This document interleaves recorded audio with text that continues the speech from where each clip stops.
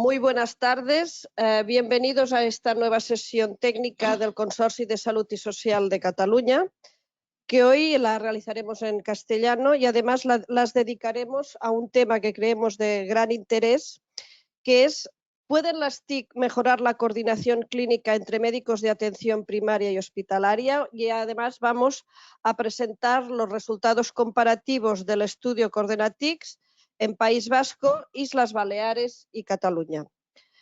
La sesión la moderará Elvira Sánchez. Elvira Sánchez es licenciada en Administración de Empresas, ella es máster en Dirección de Instituciones Sanitarias por la UAB y además ha realizado un posgrado en Big Data por la Universidad de Girona.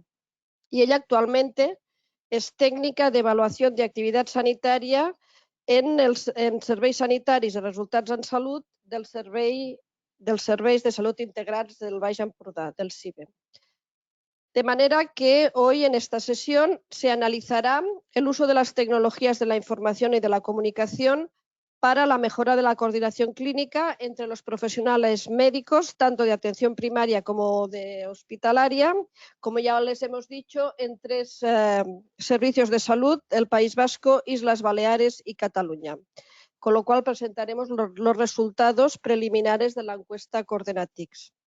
Iniciará la sesión Ingrid Vargas, del Consorcio de Salud y Social de Cataluña, y ella nos explicará el marco teórico, así como los diferentes instrumentos aplicados. En segundo lugar, intervendrá Miquel Ogueta, de Osakidetza.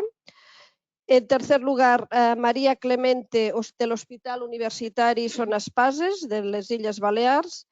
Y además también contamos con Antonio Sánchez del Consorcio Sanitario de Terrassa, cada uno de los cuales presentarán los sistemas sanitarios tanto del País Vasco como de las Islas Baleares como de Cataluña. Y a continuación, tanto Daniela Campaz como Ingrid Bergman, Ingrid Vargas, bueno, está bien, ¿no? Sí, claro. No está mal. Ingrid Vargas, del Consorcio de Salud y Social de Cataluña, nos presentarán de forma comparativa los resultados de la encuesta y además nos permitirán reflexionar sobre las implicaciones que representan estos diferentes elementos de las TICs para la mejora de la coordinación clínica y pasos siguientes. Y finalizando, como ustedes ya saben, iniciaremos un debate con el público para dar la oportunidad de que presenten y que nos propongan diferentes preguntas al respecto. Sin más, Elvira, cuando quieras. Okay. Primero, buenas tardes a las presentes y a los presentes también virtuales. Y paso a presentar en particular a cada uno en primer lugar, a Ingrid, que será la primer ponente. Ella es doctora en Salud Pública y máster en Políticas Públicas y Sociales. Es investigadora del Servicio de Estudios del Consorcio. Tiene una larga experiencia en temas de investigación aplicada especialmente a temas de equidad, asistencia sanitaria, integración, financiación y reformas en el sistema de salud. Adelante. ¿Nos pueden compartir la presentación?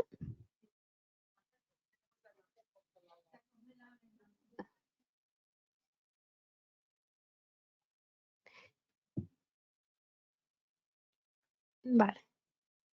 ¿Y podemos comprobar si se ve la presentación? ¿Si están viendo la presentación?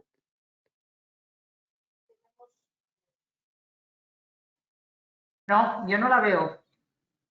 Vale. Ahora. ¿Ahora sí? Vale, perfecto. Ahora gracias. Sí. Bueno, sí, vale.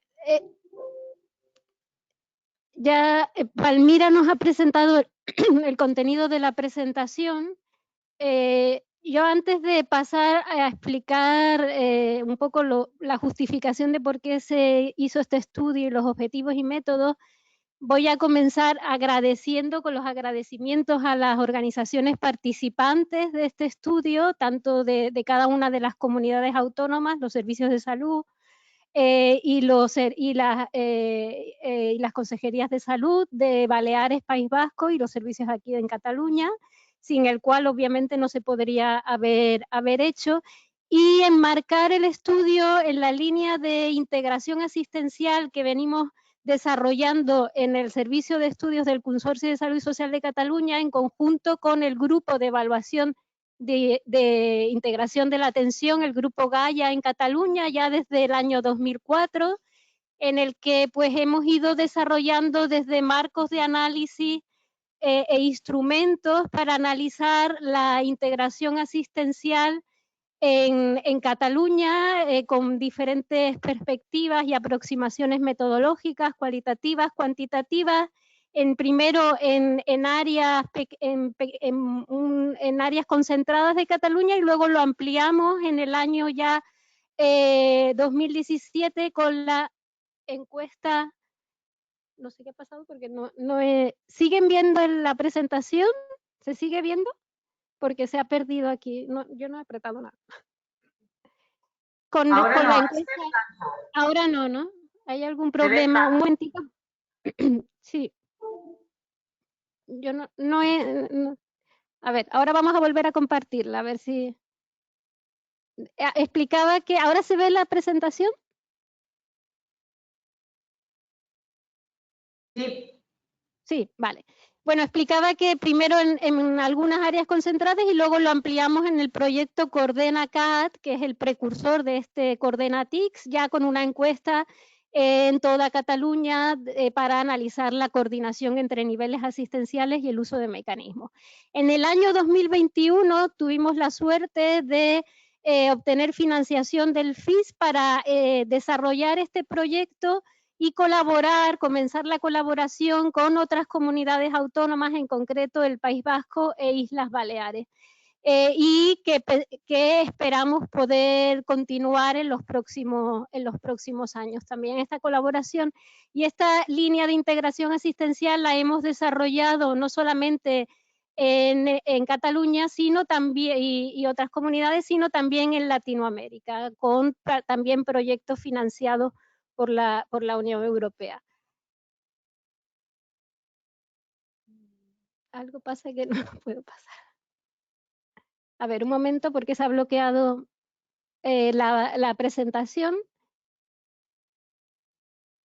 Ahora, bueno, entonces, ¿por qué hacemos este estudio? O sea, la coordinación clínica, la coordinación entre niveles de atención continúa siendo una prioridad en política sanitaria, en sistemas nacionales de salud, sobre todo en aquellos en los que tienen un modelo de atención centrado en la atención primaria, y de hecho es relevante el tema porque los problemas de coordinación clínica en forma de duplicación de pruebas, de tratamientos, discontinuidad de la atención, continúan siendo uno de los factores que más impacta en la calidad de la atención e eficiencia de los sistemas. Por lo tanto, es importante la búsqueda de estrategias que mejoren esta coordinación y en la última década en concreto, los mecanismos basados en las nuevas tecnologías de la información y comunicación por su beneficio potencial o por su potencial contribución en la mejora de lo que es la comunicación directa y transferencia de información entre niveles. ¿Qué pasa? Que a pesar de que se invierte cada vez más recursos en el desarrollo de estos mecanismos, la evidencia es limitada en relación a su contribución a la coordinación entre niveles. La mayoría de los estudios se han desarrollado básicamente en Estados Unidos, Canadá y Reino Unido. Se centran normalmente en la historia clínica electrónica y en un único nivel asistencial, y parecen mostrar problemas en la adopción en el uso de estos mecanismos debido a barreras relacionadas con la implementación, con el funcionamiento de la historia clínica, etc. Solamente para ver de qué hablamos cuando hablamos de coordinación entre niveles de atención y ponernos un poco de acuerdo, porque hay muchas maneras de definir la coordinación clínica. No, a mí me puedes pasar porque se bloquea la presentación. La siguiente, vale. La coordinación clínica en este proyecto se define como la concertación de todos los servicios relacionados con la atención en salud del paciente, con independencia del lugar donde reciba el paciente esta atención, de manera que estén armonizados y se alcance un objetivo común en la atención del paciente. Y se suele distinguir dos tipos de coordinación: la coordinación de información clínica, que no solamente es la transferencia de información entre niveles, sino también el uso adecuado de esa información por parte de los profesionales, y la coordinación de la gestión clínica, que es básicamente la coherencia, el acuerdo en cómo se va a dar, proporcionar esa atención entre niveles, el seguimiento, la coordinación en el seguimiento del paciente y la accesibilidad entre niveles. Esta coordinación, la siguiente por favor, influye en una serie de factores relacionados, factores del contexto organizativos, entre ellos los mecanismos de coordinación, y aquí nos vamos a centrar sobre todo en los mecanismos basados en las tecnologías, en las TICs. Obviamente las condiciones también para usar esos mecanismos, la disponibilidad de tiempo y otros aspectos también relacionados con los profesionales. Y cada vez se destaca más o se le señala más la importancia de factores relacionados con la interacción, o sea, el conocimiento mutuo, la actitud también de los profesionales ante proporcionar la inquietud de proporcionar calidad en la atención, etcétera, ¿no? Siguiente. Esto en el ámbito internacional y la parte teórica. En nuestro contexto en concreto, las evaluaciones del uso de los mecanismos basados en TICs es muy limitado, o sea, existen muy pocos estudios que analicen el uso de los mecanismos en el Sistema Nacional Español, y menos en comparando diferentes comunidades autónomas. Lo que más se ha desarrollado son estudios previos en Cataluña que muestran dificultades en el uso de los mecanismos relacionados con factores como los que hemos mencionado, organizativos, tiempo limitado, también la influencia del tipo de gestión del área. En áreas más integradas hay un mayor uso y una mayor implementación de estos mecanismos, y la influencia también de estos factores interaccionales entre profesionales. Por lo tanto, existe en nuestro contexto un desconocimiento de los problemas en el uso de estos mecanismos, y también de si realmente la historia clínica, cómo están impactando las diferentes modalidades de mecanismo, la historia clínica única, las interconsultas virtuales, finalmente sí están mejorando la coordinación entre niveles de atención. En el contexto de la pandemia también se aceleró el uso de los mecanismos, o tenemos la impresión de que se ha acelerado la implementación y uso de este tipo de mecanismos basados en las TICs, y es incierto, digamos, porque también hubo cambios en la forma de organizar la atención.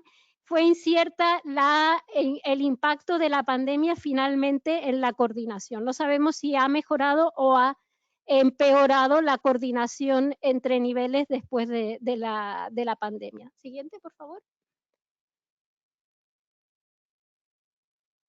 Entonces, el objetivo de este estudio en concreto, que se enmarca en un proyecto más grande, es analizar el nivel de coordinación clínica y los factores que influyen, y dentro de estos factores particularmente el uso de los mecanismos de coordinación basados en TICs por parte de los y las médicas de atención primaria y hospitalaria de estas tres comunidades autónomas: Cataluña, Islas Baleares y País Vasco. Siguiente. Para ello, ¿qué hemos hecho? Siguiente. Se ha bloqueado. Un momento. A ver, se nos bloqueó la presentación. Vamos otra vez a intentar desbloquear. Ahí. Entonces, se trata de un estudio transversal con base a una encuesta online mediante un cuestionario autoadministrado, que es el cuestionario Coordenatics, a médicos, médicas de atención primaria y hospitalaria de agudo, que lleven como mínimo un año en la organización, que presten atención directa al paciente y cuya asistencia implique la relación con médicos del otro nivel. Para ello, se aplicó el cuestionario Coordenatics, adaptado específicamente al uso de los mecanismos de coordinación basados en las nuevas tecnologías y la experiencia y percepción de coordinación, y se aplicó en estas tres comunidades autónomas en entornos sanitarios constituidos por áreas básicas de salud y sus hospitales de agudo de referencia. La recolección de datos se abrió, digamos, se inició en el 2022 en Cataluña, en mayo y junio, y luego también se hizo una siguiente recogida de octubre a noviembre, y en Islas Baleares fue de octubre a diciembre del 2022 y posteriormente se abrió de nuevo también en otras áreas en febrero del 2023. Y en el País Vasco ha sido la encuesta se llevó a cabo de manera más reciente, de abril a mayo del 2023. Siguiente. Esta un poco para entender los resultados que ahora nos presentará Daniela. Esta es la estructura del cuestionario. Había, digamos, aparte de los datos generales y el consentimiento informado, habían 4 grandes bloques. Uno sobre experiencias y percepción de coordinación de las diferentes dimensiones de la coordinación y la percepción general, porque nuestra aproximación es comprensiva y analiza los diferentes aspectos relacionados con la coordinación, sugerencias de mejora de la coordinación entre niveles, luego un bloque específico de conocimiento, disponibilidad y uso de los mecanismos, las dificultades también en el uso de estos mecanismos. Nos vamos a centrar básicamente en el acceso y la frecuencia de uso, y luego finalmente un bloque de factores relacionados con la coordinación clínica. Y ahora, pasa al anterior, por favor. Sí, y ahora nos van nuestros compañeros aquí del país, de Cataluña, País Vasco y Baleares, nos van a presentar, nos van a contextualizar, digamos, los sistemas sanitarios y los mecanismos que existen de coordinación para entender también un poco mejor los resultados y también que nos den pistas de interpretación de los resultados que hemos obtenido con la encuesta. Yo creo que podemos empezar primero con Antonio, ¿o sí? Comenzamos directamente por Antonio. Vale. ¿Sí? Presento a Antonio al ponente que nos hará cargo de la presentación de Cataluña.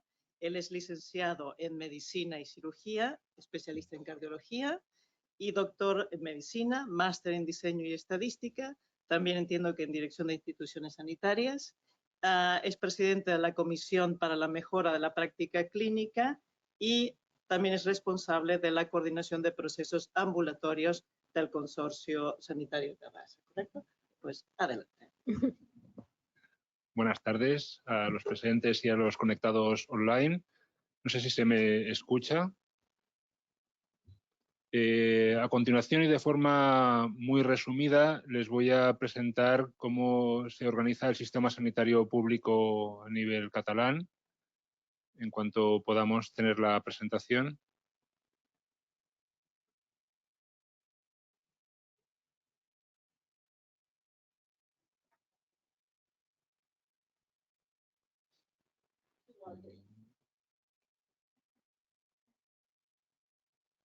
Sí, si nos pueden confirmar que ya se ve. Perfecto. La siguiente diapositiva. Si pueden pasar la siguiente diapositiva, por favor. Verán que el sistema sanitario público catalán depende directamente de lo que sería el Departamento de Salud de la Generalitat de Cataluña, en la que habría una aseguradora pública que sería el Servei Català de la Salud y una serie de servicios sanitarios. Los servicios sanitarios se pueden dividir en dos organizaciones claramente definidas, una que sería el 20% del servicio que vendría dado por el Institut Català de la Salud y el 80% que vendría dada la atención médica, la atención sanitaria por proveedores concertados. La prestación de servicios, y estoy presentando la parte de más abajo de la diapositiva, estaría formado de la siguiente manera. A nivel de salud mental y atención sociosanitaria sería el 100% a través de servicios concertados. Respecto a la atención primaria puede ser ofrecida por el Institut Català de la Salud, que sería un 80%, Por otra parte, habría entidades de base asociativa, que en resumen se tratarían de entidades, organizaciones privadas que dan atención sanitaria pública, y también habría centros de atención primaria concertados.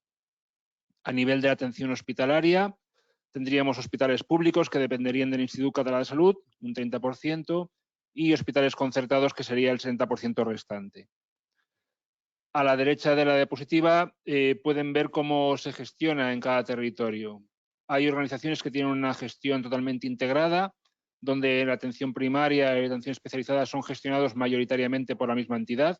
Un ejemplo sería la organización en la que yo trabajo, el Consorci Sanitari de Terrassa.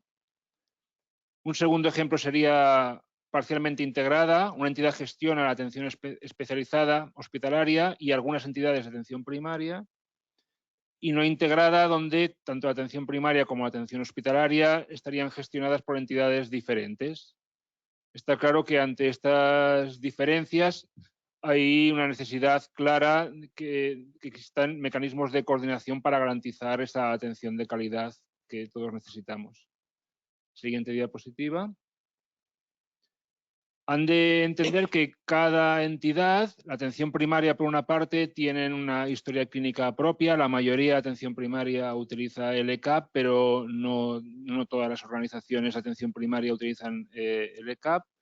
Cada centro de atención hospitalaria tiene historias clínicas propias. Aparte, el sistema catalán tiene una historia electrónica que es el HC3. Existe un sistema de comunicación bidireccional entre la historia clínica de primaria y la historia clínica de la atención hospitalaria, que sería el IS3, que es un integrador de comunicación y de flujo de información entre primaria y hospitalaria. Se comparte parte de la historia clínica en los centros. Aparte, existe la posibilidad de realizar interconsultas virtuales a través de la historia clínica. También disponemos del teléfono, probablemente más entre atención primaria y, por otra parte, entre atención hospitalaria. Y hay centros que intentan potenciar cada vez más las sesiones clínicas conjuntas, tanto presenciales como virtuales, entre atención primaria y atención especializada hospitalaria. Aparte, se siguen utilizando el correo electrónico y la interconsulta por mensajería instantánea. Y hasta aquí sería mi parte de la presentación, sería el resumen de la atención del sistema catalán. Yo creo que ahora podría ser Miquel, ¿no? Miquel Ogueta, que nos presente sí, el sistema de salud. Vale, pues bienvenido, Miquel. Miquel Ogueta es un médico, él presentará la parte del País Vasco. Él es médico de familia, actualmente trabaja en la Subdirección de Calidad y Sistemas de Información como responsable funcional del Servei de Salud Vasco Osakidetza, y también ha sido responsable de Osarean Osakidetza no presencial y su director de calidad entre el 2011 al 2017. Adelante, Miquel. Hola, buenas tardes. Entiendo que veis la presentación. Sí. Sí, gracias.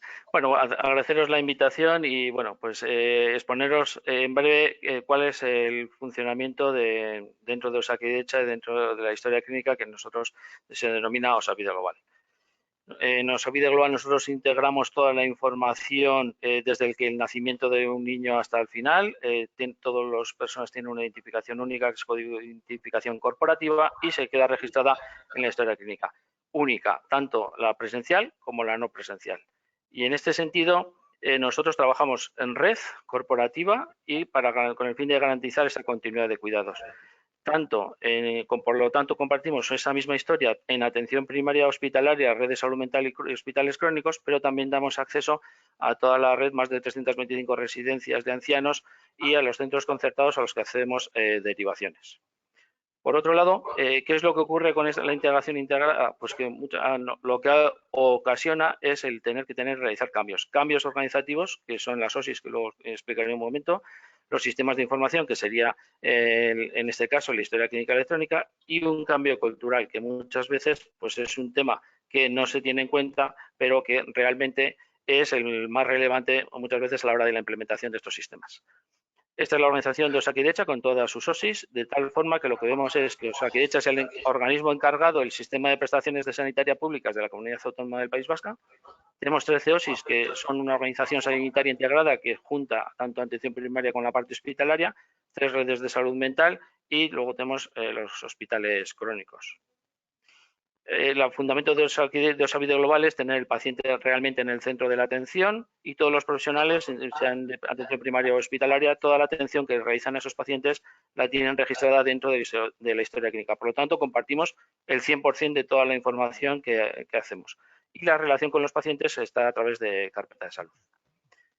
Esto es un ejemplo de que, bueno, cómo se visualiza, independientemente del área asistencial en el que estemos, de primaria hospitalaria, las últimas actividades donde todos vemos todas aquellas actividades que se le ha hecho a un paciente, independientemente de qué centro, hospital o dentro del País Vasco se le haya realizado. Y en este sentido, pues siempre presentamos las 15 últimas, pero podemos ver con mayor detalle o incluso acceder pues, al informe o a las imágenes de esos informes. Que tengamos una historia clínica no significa que tengamos todos veamos exactamente de la misma forma la información. La información siempre está para todos, pero hay diferentes vistas. Y esto a veces causa el que parece que vemos diferente que un centro que en otro, pero es porque adaptamos la visualización al área asistencial. En cuanto a la coordinación, pues tenemos varios elementos que vamos a resaltar brevemente, que son el ebook. El ebook en el final es un relato cronológico escrito en texto libre, pero que también puede incorporar imágenes, puede incorporar hiperlinks de formularios realizados en el que cualquier profesional que atiende al paciente puede escribir y además es, como veis, muy sencillo el poder visualizar qué servicios han sido los que han podido atender a este paciente, pudiendo consultar toda esa información y evitando pues, que haya duplicidades, ¿no?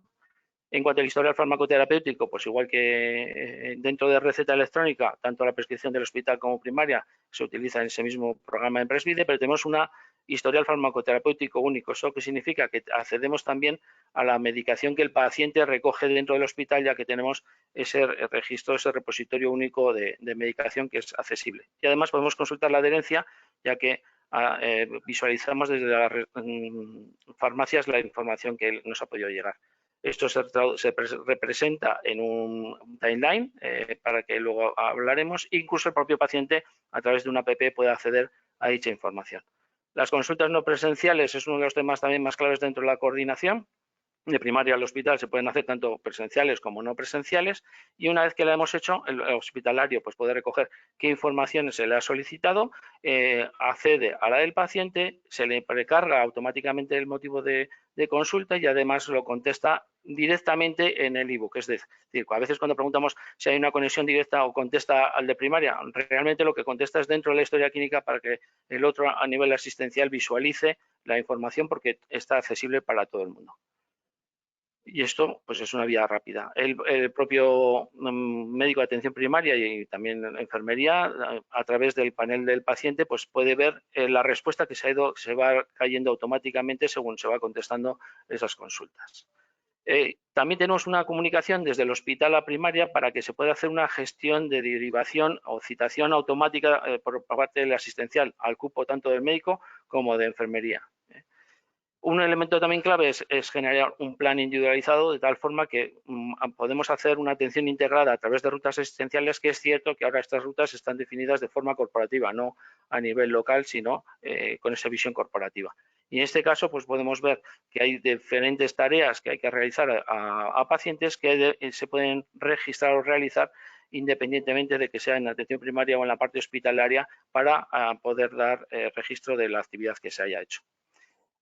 Un elemento también clave de comunicación es que nosotros tenemos formularios o escalas que son únicas por paciente, es decir, tanto el de primaria como el de hospital se realiza un BARDE, lo está realizando en el mismo sistema, en el mismo dispositivo y podemos ver la evolución porque para nosotros el nivel asistencial es un tema organizativo pero no en la atención del paciente. Y además pues tenemos guías en las cuales también se comparte qué términos o qué procesos tenemos que hacer ante una patología concreta. La carpeta salud es la comunicación que hemos comentado antes con el paciente a través de diferentes que no solo puede ver, sino también puede interactuar, incluso puede escribir en ese ebook, en ese evolutivo de la historia clínica o puede hacer consultas directamente con dudas al profesional desde la propia carpeta.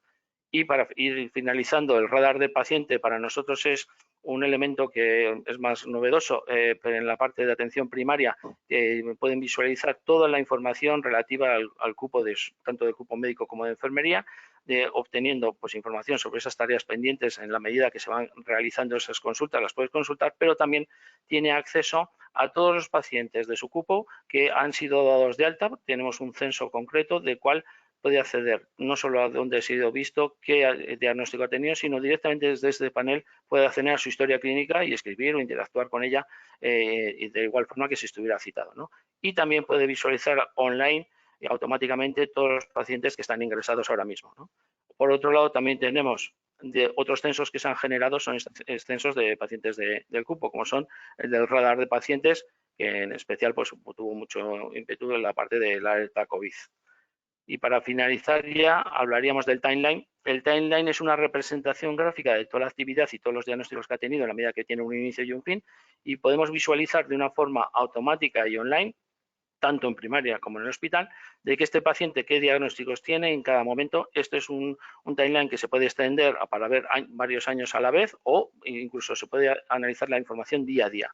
Aquí lo que vemos es pues, un paciente que ha ido a urgencias, que luego ha ido a hospitalización, ha sido ingresado, ha tenido una baja, qué medicación ha tenido, quién ha puesto la medicación, y vemos esas zonas de comunicación o de paso de un nivel a otro, pues que son relevantes para ver que si se ha suspendido una determinada medicación, pues si ha escrito en el evolutivo por qué se ha producido, pudiendo acceder desde este timeline tanto a la información clínica, en este caso, por ejemplo, de un informe de laboratorio, como informes de radiología, o también podemos ver incluso directamente las imágenes o el acceso a esos formularios que se le han realizado sin salirse de este timeline que nos da esa visión global transversal y que te pone en la situación del paciente para que veamos cuál es la coordinación en este caso.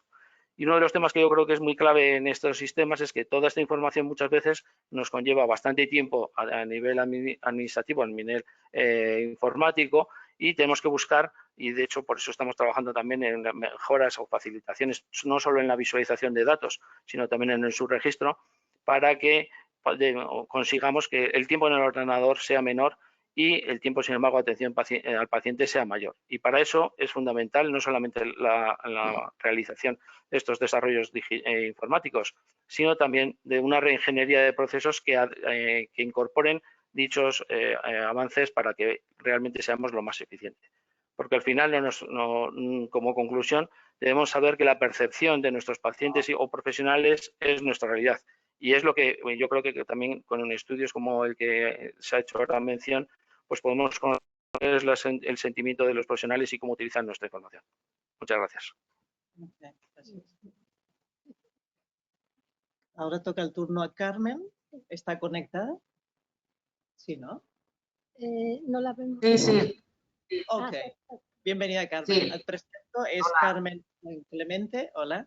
San Clemente es licenciada en Medicina y Cirugía por la Universidad Autónoma de Barcelona e internista del Hospital Universitari de Bellvitge, doctora en investigación en fisiopatología general de la enfermedad en la Universidad de Barcelona, es máster universitario en gestión sanitaria, tiene experiencia durante 15 años en diferentes dispositivos asistenciales y actualmente se especializa en temas de unidades funcionales oncológicas y no oncológicas. Adelante. ¿Sí? Hola. A ver, ¿veis la pantalla? A ver. Sí, ¿La veis la presentación? ¿Veis las dos pantallas? se ¿Veis ve dos o una? Las dos. A ver. Dos. pero Dos. es mucho más